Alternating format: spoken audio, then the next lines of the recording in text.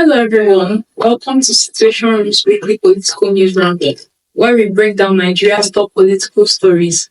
My name is Kosi Sochukumi, and here are some of this week's highlights.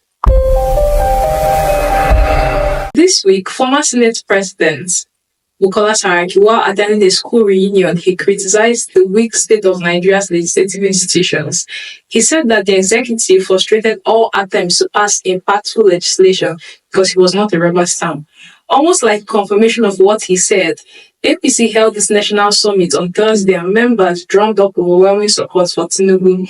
Even more disturbing was the Senate President, Godswill Akpabio, saying more opposition political parties are tugging at him to join the APC.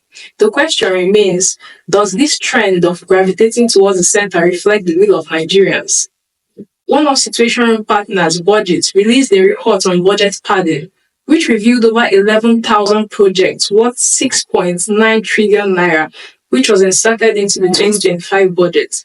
This project represents a whole 12.5% of Nigeria's 54 trillion budget, without adequate justification or alignment with national development goals. As of today, the National Assembly has not responded to these findings. What do you think? Again, the Minister of Works, David Umahi, made bold claims that in spite of political affiliations, all 5 southeastern governors are supporting Bola Ahmed Tinubu ahead of the 2027 general elections. Was it okay for him to speak for them? Is he privy to some information Nigerians are not privy to?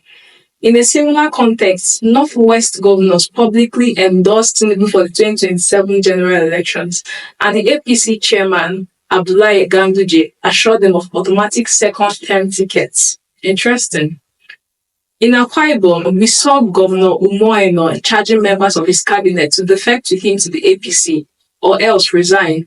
He says it is no longer news that he plans to defect following his long-time admiration for Tinubu, and he sees the need to align with him ahead of 2027.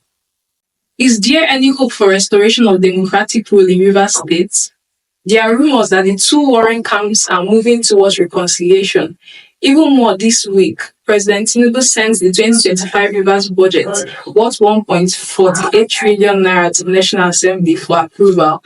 Are there legal implications to this? Another interesting one, there seems to be no end in sight with the ongoing legal battle between Senators Natasha and Akpabio. Earlier in the week, Senator Natasha petitioned the IGP, accusing the Senate President of using proxies to taint her image.